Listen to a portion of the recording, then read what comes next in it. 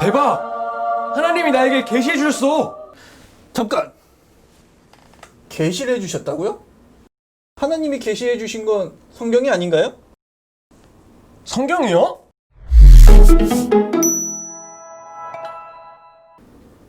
여러분 안녕하세요. 이신우 전도사예요. 앞에 영상을 보면서 오늘 무엇을 배울지 감이 왔나요? 오늘 우리가 함께 볼 내용은 계시가 뭔지, 또 왜 성경이 하나님의 계시인 건지 함께 알아볼 거예요. 먼저 그러면 계시가 무엇인지를 알아야 되겠죠. 계시가 무엇인지를 알기 위해서는 첫째로 계시라는 단어의 의미를 먼저 아는 게 중요해요. 한자의 뜻으로는 열 개와 보일 시의 한자로 만들어진 말이에요. 열어서 보여준다는 의미를 가지고 있어요. 영어 단어로는요, 리빌레이션이라는 단어를 사용하는데 이것은 폭로, 또 비밀을 드러냄이라는 뜻을 가지고 있어요. 이 한자와 영어의 단어로 뜻을 보니까 비밀을 드러낸다라는 뜻을 가지고 있는 말이 계시예요. 이 계시라는 단어는 신과 관련하여 주로 사용돼요. 당연히 하나님과의 관계 속에서 주로 사용되는 말인데요. 사람의 지혜로는 알 수 없는 진리를 하나님이 가르쳐 알게 해주신다는 의미예요.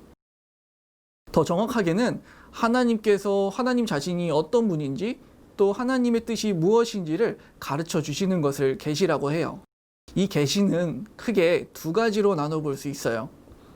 하나는 일반 계시고 다른 하나는 특별 계시예요. 하나님이 자신에 대해 어떤 방식과 목적을 가지고 우리에게 알려주시는가에 따라서 일반 계시와 특별 계시로 나뉘어요. 일반 계시는 다른 말로 자연 계시라고도 해요.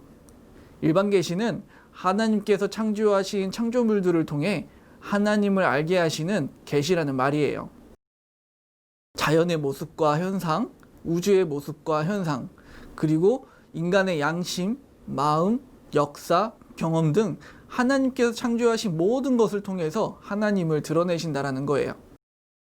그래서 일반 계시 또는 자연 계시라고 말해요. 그런데 죄에 물들어 있는 인간은 이 일반 계시만으로는 하나님의 뜻을 정확하게 알 수가 없었어요. 그래서 일반 계시보다 더 특별한 계시가 우리에게 필요하게 됐어요. 그것이 바로 특별 계시예요.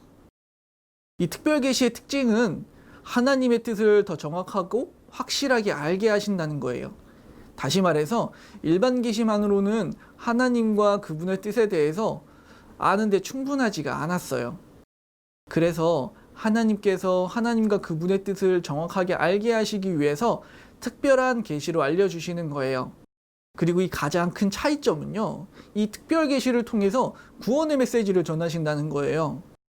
그렇다면 이 특별한 계시는 어떻게 전하시는 걸까요? 구약 시대 때는요, 천사나 선지자들을 통해서 특별 계시를 주셨어요. 그리고 신약 시대 때는요, 예수 그리스도를 통해서 특별한 하나님의 계시를 주셨어요. 오늘날 우리에게는 어떨까요? 이런 하나님의 뜻이 잘 보존되고 전파될 수 있도록 성경을 주셨답니다. 이러한 특별 계시 중 성경에 대해서 이야기해 보려고 해요. 성경은 죄성으로 영혼의 눈이 가려지고 깨닫지 못하는 우리들에게 하나님의 뜻을 계시하는 책이에요. 그런데 성경은 누가 썼을까요? 창세기, 출애굽기, 레위기, 민수기, 신명기는 누가 기록했죠? 맞아요. 모세가 기록했어요. 신약에서 마태복음은 마태가, 마가복음은 마가가, 누가복음은 누가가, 요한복음은 요한이, 또 신약의 대부분은 바울이 기록했거든요. 모세, 바울, 성경 기록자들은 우리가 생각할 때 위대한 사람들이에요. 그런데 사실 그들도 불완전한 사람이거든요. 아무리 하나님이 주신 계시가 완전하다고 해도 그것을 기록한 인간은 불완전한데 어떻게 완전한 성경을 기록할 수 있었을까요? 어째서 성경은 사람이 기록했는데 왜 하나님의 계시라고 하는 것일까요? 어떻게 우리는 성경을 하나님의 말씀이라고 확신할 수 있을까요? 이 모든 질문의 답은 영감에 있어요. 영감은요, 한자 뜻으로는 신령 영자에 느낌 감자가 합쳐진 뜻이에요. 영어로는요, inspiration이라고 하는데 문자 그대로의 뜻은 신령한 느낌 또는 신령한 감동이라는 뜻을 가지고 있어요. 하나님과 관련해서는요, 이 영감이라는 말을 사용할 때 뜻은 하나님의 숨결이 불어넣어진 것이란 뜻으로 사용돼요. 성경이 영감되었다는 말은요, 하나님께서 성경의 기록자들에게 영적인 감동을 주셨다라는 말이에요. 그래서 불완전한 인간이 하나님께서 주신 완전한 계시를 어떻게 완전하게 기록할 수 있을까라는 질문에 대한 답이 영감이라는 거예요. 그렇다고 하나님께서 성경을 기록하는 사람들의 손을 붙잡고 기록하셨을까요? 아니면 하나님이 음성을 들려주셔서 말씀하시는 대로 기록하라고 뒤에서 지시를 하셨을까요? 둘 다 아니에요. 성경은 그렇게 받아쓰기 하듯이 쓰인 책이 아니에요. 하나님께서 영감이라는 방법으로 기록하게 하셨는데 이 영감이 아니라 유기적 영감이라는 방법을 통해서 기록하게 하셨어요. 유기적 영감이라는 말은 자기 의지를 갖추고 있는 사람을 하나님께서 밀접하게 간섭하셔서 올바로 쓰일 수 있도록 보호하셨다는 뜻이에요. 다시 말하면 하나님은 기록자의 성격, 재능과 기술들, 지식과 문화, 사용하는 말과 글 쓰는 스타일 등 기록한 사람에 있는 그대로의 기록자의 의지를 가지고 기록하도록 성령의 감동을 주셨다는 거예요. 예를 들면요, 성경을 기록한 사람이 어부라고 한다면요, 어부와 관련된 이야기들도 예를 들고 설명을 할 거예요. 때문에 표현을 물고기나 바다, 배를 가지고 하나님에 대하여 설명을 하지만 그 설명에 담겨져 있는 하나님의 뜻은 틀리지 않도록 하나님께서 간섭하시고 보호하셨다는 말이에요. 우리 한번 성경을 같이 찾아볼까요? 디모데후서 3장 16절을 한번 읽어볼게요. 모든 성경은 하나님의 감동으로 된 것으로 교훈과 책망과 바르게 함과 의로 교육하기에 유익하니. 아멘. 성경 자체가 하나님의 감동으로 쓰인 책임을 증명하고 있어요. 하나님의 감동으로 된 것이다라는 말은 하나님의 영감으로 된 것이다라는 말과 같아요. 이렇게 성경은 영감된 하나님의 말씀이에요. 하나님은 성경을 기록하는 사람들에게 깨닫게 하셔서 기록하게 하셨어요. 그리고 그들이 성경을 기록하는 일에 있어서 죄성 때문에 자기의 판단으로, 생각으로 하나님의 뜻과는 반대되는 내용을 기록하지 않도록 그들의 죄성으로부터 보호하셨어요. 또 성경을 기록할 마음을 주시고 실제로 그것을 기록하는 중에 딴 생각을 하다가 또 실수로 하나님의 말씀을 다른 말로 바꾸었으면 결과적으로 성경을 신뢰할 수 없을 건 아니에요. 그렇게 하지 않도록 하나님이 보호하셨다라는 거예요.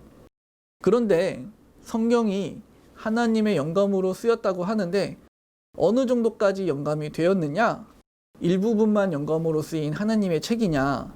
예를 들면 성경 66권 중에 창세기만 영감되었나요? 아니면 구약은 영감되지 않고 신약만 영감이 되었나요?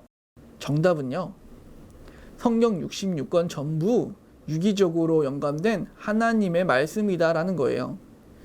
그래서 우리는 성경이 완전히 영감되었다라고 말을 해요. 그러니까 창세기부터 요한계시록까지 모든 성경이 영감된 하나님의 성경이라는 말이에요. 오늘 나눌 내용을 정리해보면 우리의 죄 때문에 하나님의 말씀을 들을 수가 없게 된 우리에게 하나님은 다시 회복시키기 위해서 하나님의 특별한 계시인 성경을 우리에게 주셨어요.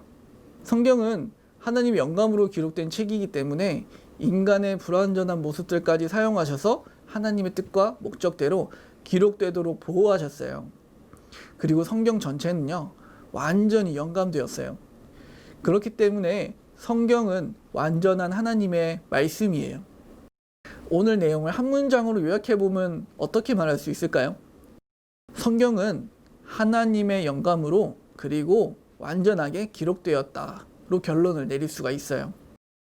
이와 같은 결론을 우리는 다음과 같이 정리를 해볼 수가 있을 것 같아요. 첫 번째, 성경은 하나님을 정확하게 드러내주는 특별한 계시예요. 두 번째, 성경은 성령의 영감으로 쓰였기 때문에 완전한 하나님의 말씀이에요. 세 번째, 성경은 하나님께서 유기적으로 밀접하게 간섭하시고 보호하신 책이에요. 네 번째, 성경은 66권 모두 영감된 하나님의 말씀이에요. 다섯 번째, 하나님은 특별계시인 성경을 통하여 구원의 지식을 가르쳐 주세요. 이렇게 정리해 볼 수 있을 것 같아요. 우리 다음 시간에는 한번 하나님에 대하여 알아보려고 해요. 그때까지 오늘 배운 내용을 잘 정리해서 기억할 수 있도록 한번 해봐요. 그럼 다음 시간에 다시 만나요. 안녕.